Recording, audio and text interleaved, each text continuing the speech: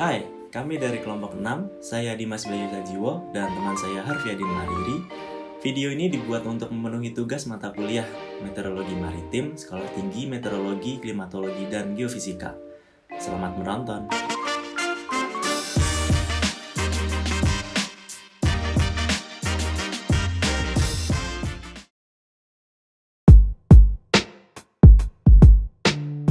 Setiap dari kalian pasti pernah pergi ke pantai, atau belum pernah? Menghabiskan waktu di pantai bersama teman, keluarga, atau pasangan pasti menjadi salah satu opsi kalian untuk healing dari penatnya kehidupan sehari-hari. Tapi pernahkah kalian bertanya-tanya apa itu ombak dan bagaimana itu ombak ataupun gelombang laut bisa terjadi atau terbentuk? Oke, mari kita bahas. Gelombang laut atau ombak merupakan pergerakan naik dan turunnya air dengan arah tegak lurus permukaan air laut akibat adanya gaya pembangkit yang berada di laut yang menyebabkan riak-riak di permukaan laut. Gelombang laut merupakan salah satu parameter penting dalam pengamatan di laut karena sangat berguna dalam sistem navigasi kapal, penentuan bangunan lepas pantai, dan sebagai penelitian oseanografi.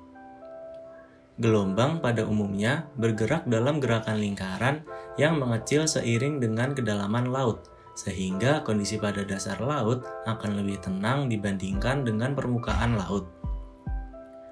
Hal inilah yang menyebabkan jika kita menaiki sebuah kapal, kita akan lebih sering merasakan guncangan, terutama saat gelombang laut tinggi.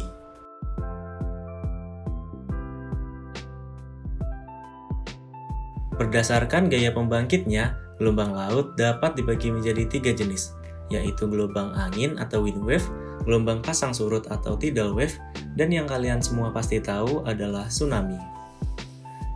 Gelombang angin atau wind wave merupakan gelombang yang ditimbulkan oleh gaya meteorologis, seperti angin dan tekanan udara. Energi dari angin akan berpindah ke permukaan air laut dalam bentuk gesekan serta tekanan yang ditimbulkan oleh angin. Transfer energi ini akan mengakibatkan gangguan pada air laut, sehingga akan ada air yang semakin tinggi dan akan membentuk gelombang. Ada hal yang menarik dari gelombang laut ini. Kita sering melihat ombak atau gelombang laut itu seperti berjalan menuju pantai.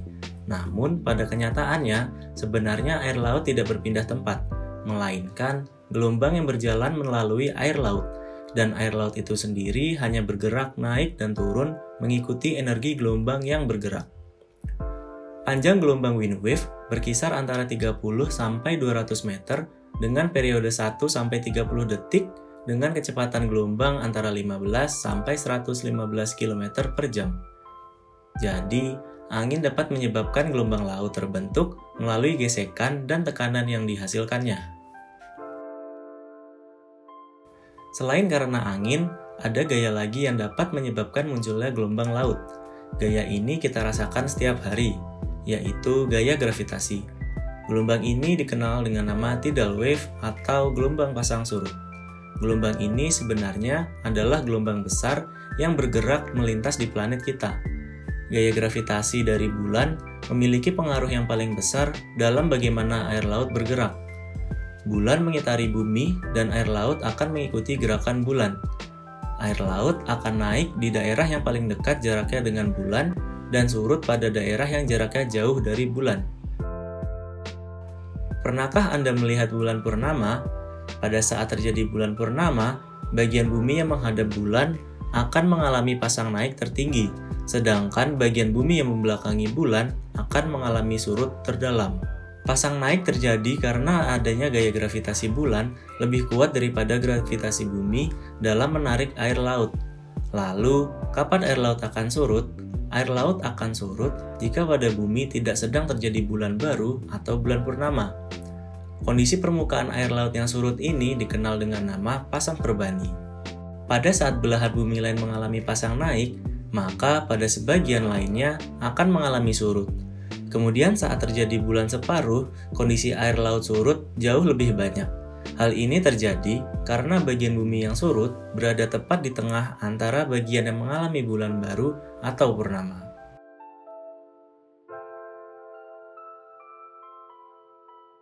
Kemudian, Ada gelombang laut yang sangat umum kita dengar jika ada informasi atau berita gempa di dasar laut, yaitu tsunami.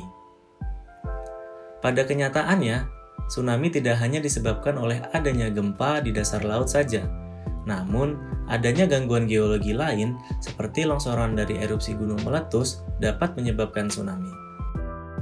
Besarnya gelombang tsunami bergantung pada kekuatan gempa yang terjadi di dasar laut atau masifnya runtuhan dari erupsi gunung meletus, seperti saat kejadian Gunung Anak Rakatau pada waktu lalu.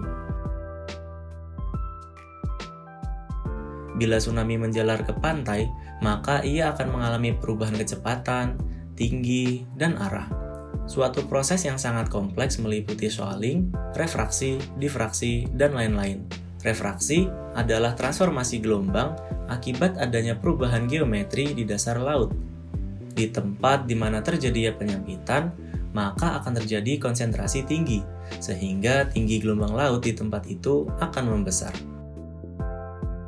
Shoaling adalah proses pembesaran tinggi gelombang karena pendangkalan di dasar laut. Gempa bumi biasanya terjadi di dekat pertemuan lempeng benua dan samudra di laut dalam, lalu menjalar ke pantai yang lebih dangkal. Aliran ini akan teramplifikasi ketika mendekati daratan akibat efek shoaling. Kemudian difraksi. Difraksi adalah transformasi gelombang akibat ada tidaknya bangunan atau struktur penghalang. Ini terjadi bila gelombang terintangi sehingga dipantulkan kembali. Suatu bangunan tegak dan padat akan lebih mampu memecah daripada yang miring dan tembus air. Pembangunan tembok laut atau breakwater seperti di Jepang memang efektif menghalangi terjangan tsunami. Vegetasi dan struktur penghalang di sekitar pantai juga mempengaruhi tsunami. Kekuatan hutan pantai dalam meredam tsunami makin terbukti jika hutan semakin tebal. Misalnya hutan bakau dengan lebar 400 meter dihantam tsunami dengan ketinggian 3 meter, maka jangkauan tsunami akan tersisa 57%, tinggi genangan setelah melewati hutan pantai tersisa 18%, dan arus akan bersisa 24%. Gelombang tsunami memiliki karakteristik gelombangnya bergerak di keseluruhan lapisan laut dari dasar hingga permukaan laut. Panjang gelombang berkisar antara 80 hingga 500 km dengan periode 5-60 menit. Kecepatan gelombangnya antara 50-900 km per jam. Untuk informasi selanjutnya, ada teman saya nih yang akan memandu kalian untuk lebih mengenal gelombang laut.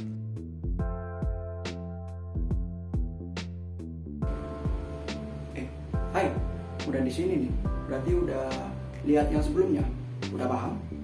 Kalau belum, back aja dulu. Aku tungguin kok. Udah?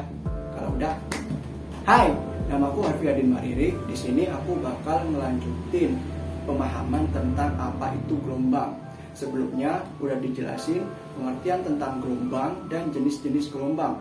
Sekarang aku bakal ngejelasin lebih teknis apa itu gelombang. Dalam dunia meteorologi, gelombang laut terbagi menjadi dua, wind wave dan swell. Istilah baru nih. Wind wave adalah gelombang yang terbentuk akibat adanya gerakan angin. Angin ini akan mentransfer sebagian kecil energi angin ke laut, yang kemudian energi tersebut akan bergerak sebagai gelombang sepanjang permukaan laut, sehingga spektrum energi akan terdistribusi secara normal. Tinggi gelombang dari wind sea akan dipengaruhi oleh kecepatan angin yang dibentuknya. Semakin tinggi kecepatan angin, semakin tinggi ketinggian gelombang dari wind sea. Arah dari wind sea juga dipengaruhi oleh arah di mana angin bertiup, sebab anginlah yang mendorong gelombang tersebut ke depan. Setelah wind sea dibahas, lanjut nih pengertian dari swell. Swell merupakan gelombang yang terbentuk akibat berkurangnya angin. Antara swell dan wind wave, keduanya ini saling berkaitan satu sama lain. Ketika wind wave tadi telah menjauh dari daerah pembentukannya, gelombang yang terbentuk menjadi swell. Dalam ilmu meteorologi terdapat istilah fetch yang mengistilahkan daerah permukaan air laut yang dipengaruhi oleh angin. Sehingga gelombang yang terjadi di dalam fetch disebut wind wave. Sedangkan gelombang yang berada di luar wedge disebut swell. Seperti yang udah aku jelasin tadi, swell sendiri merupakan gelombang yang terbentuk akibat momentum yang masih dimiliki oleh wind wave, meskipun tidak ada lagi aspek pendorong gelombang tersebut seperti angin tadi. Namun karena energi angin tidak lagi ditambahkan ke ombak, ombak perlahan akan hilang dan spektrum energi akan lebih sempit dan terkonsentrasi pada frekuensi gelombang swell. Akibat angin yang tidak berlaku dalam swell, sehingga arah gelombang swell tidak sama dengan arah angin. Swell memiliki tinggi gelombang yang lebih rendah dan periode gelombang yang lebih besar dibandingkan dengan wind wave. Ngomongin soal gelombang laut, kita mesti dengar istilah dengan ombak. Nah, ombak ini sering kaitannya dengan peselancar. Nah, peselancar itu sangat membutuhkan ombak. Kita mengingat para peselancar-peselancar dengan beraninya menghampiri ombak dan dengan cantiknya berdiri di antara ombak tersebut sambil bergaya. Nah, tapi kenapa ya ombak itu bisa bergulung-gulung seperti itu? Nah, ini tadi yang disebut sebagai gelombang dangkal, gelombang air dangkal. Di perairan dalam, kecepatan gelombang merupakan fungsi dari periode, tetapi di perairan dangkal, kecepatan gelombang dipengaruhi oleh kedalaman laut. Saat gelombang mencapai perairan dangkal, pergerakan air akan dibatasi oleh dasar laut, sehingga kecepatan gelombang akan berkurang. Semakin dangkal perairan, semakin lambat juga kecepatan gelombangnya. Ketika kecepatan gelombang melambat, periodenya akan tetap sama, sehingga panjang gelombang akan menjadi lebih pendek. Dan karena energi dalam gelombang tetap sama, pemendekan panjang gelombang menghasilkan peningkatan ketinggian. Proses ini disebut dengan shoaling. Jika gelombang mendekati daerah dangkal dengan sudut tertentu, masing-masing bagian akan diperlambat secara berurutan saat kedalaman berkurang. Hal ini menyebabkan perubahan arah gerak atau pembiasan gelombang, dan gelombang akan cenderung berubah arah sejajar dengan kurva kedalaman. Saat setiap gelombang melambat, gelombang di belakangnya dari arah perairan dalam akan cenderung mengejar. Ketika panjang gelombang berkurang, ketinggian umumnya menjadi lebih besar. Bagian bawah gelombang yang paling dekat dengan bagian bawah dasar laut lebih lambat daripada bagian atas atau di permukaan. Hal ini dapat menyebabkan gelombang menjadi tidak stabil. Bagian atas akan bergerak lebih cepat, jatuh ke depan atau pecah. Gelombang seperti itu akan disebut sebagai breaker. Dan serangkaian breaker itu disebut surf.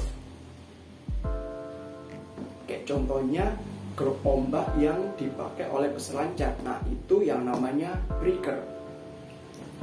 Breaker sendiri memiliki beberapa jenis. Yang pertama, spilling, kedua, plugging, dan ketiga, surging. Spilling terjadi bila gelombang menjalar di pantai dengan dasar laut yang landai. Pada pecahan jenis ini, puncak gelombang yang tidak stabil turun sebagai buoy. Plugging terjadi bila gelombang menjalar dasar pantai yang miring. Gelombang yang mendekati ke pantai memiliki lereng yang depan yang menghadap ke daratan menjadi vertikal. Puncak gelombang kemudian menggulung ke depan dan akhirnya mengguncang ke depan. Kemudian yang terakhir, surging terjadi bila lereng pantai sangat curam. Puncak gelombang naik seperti akan menghujam ke depan, tetapi kemudian dasar gelombang naik ke atas permukaan pantai sehingga gelombang jatuh dan menghilang. Nah, setelah dijelasin tentang gelombang dan apa itu gelombang, sekarang kita akan bahas lebih teknis, lebih menjurus ke bidang meteorologi. Nah, mengingat dalam ilmu meteorologi ada istilah tinggi gelombang signifikan. Nah, apa itu gelombang signifikan? Gelombang signifikan sering digunakan untuk parameter tinggi gelombang. Gelombang signifikan merupakan rata-rata sepertiga tinggi atau 33% dari gelombang yang diukur dari palung ke puncak gelombang yang terjadi pada periode waktu tertentu. Parameter ini digunakan karena gelombang yang lebih besar biasanya lebih signifikan daripada gelombang yang lebih kecil. Karena tinggi gelombang signifikan laut adalah rata-rata dari gelombang terbesar, maka banyak gelombang individu mungkin akan lebih tinggi. Sehingga dalam kondisi real di laut atau sebagai peringatan awak kapal, gelombang individu terbesar mungkin akan ditemui oleh sekitar 2 kali lebih tinggi dari nilai tinggi gelombang signifikan. Demikian informasi tentang gelombang laut. Saya mewakili teman saya Dimas Bayu Sajiwo dari kelompok 6 mengucapkan terima kasih sudah menonton video ini. Like aja kalau kalian suka dan merasa video ini bermanfaat. Dislike aja kalau emang suka, atau komen di bawah jika ada kritik dan saran. Dan kata terima kasih. Dah. Habis sempro mantai enak.